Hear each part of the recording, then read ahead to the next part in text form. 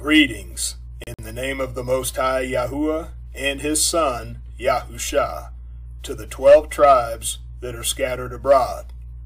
I am Brother Hiram, and I am bringing to you in this video the introduction to the teaching series which I have entitled, Are We Being Partial in the Torah?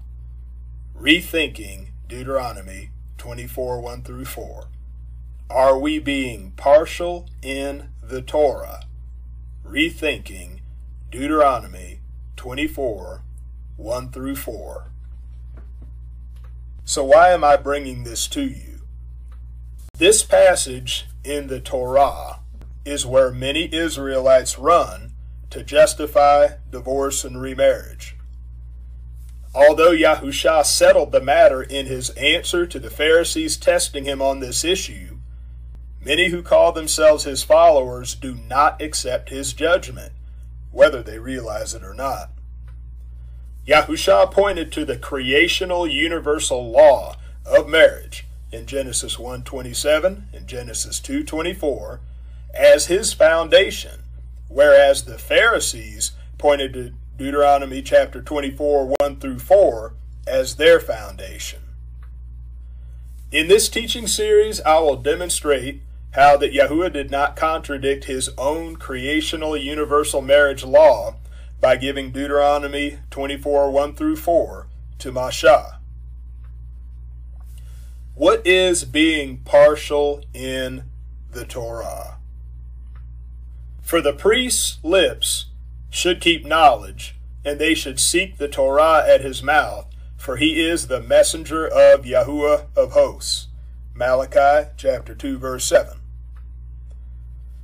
But ye are departed out of the way. Ye have caused many to stumble at the Torah. Ye have corrupted the covenant of Levi, saith Yahuwah of hosts. Verse 8.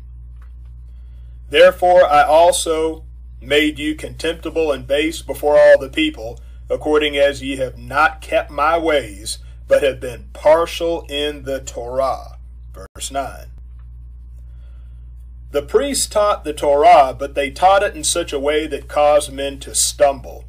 They were partial in the Torah in that they did not teach it in its fullness, but only taught the parts of it that they could use for their own selfish gain. Interesting to note how that this rebuke comes right before the rebuke for the men forsaking their covenant wives by divorcing them and remarrying the daughters of strange mighty ones. Apparently, these priests, in their false teaching, were complicit with the evil deeds of these men. Today, men are teaching Deuteronomy chapter 24:1-4 in such a way that is causing people to stumble in the Torah by committing the sin of adultery. They are being partial in the Torah by doing the following: teaching that the passage commands or instructs men to divorce their wives, teaching that the passage gives approval of remarriage after divorce, ignoring the fact that Yahusha looked to Genesis 1:27 and 2:24 as the foundation of his teaching, whereas the Pharisees looked to Deuteronomy chapter 24:1-4. Twisting Yahusha's words to conform to their loose interpretation of the passage, and doing so under the guise of not one jot or tittle, not seeking to harmonize the passage with what the rest of the Torah and the prophets say on this issue. Why is this important? Many Israelites have a misunderstanding of Deuteronomy 24:1-4 that hinders them from believing in the permanency of marriage as was taught by Yahusha.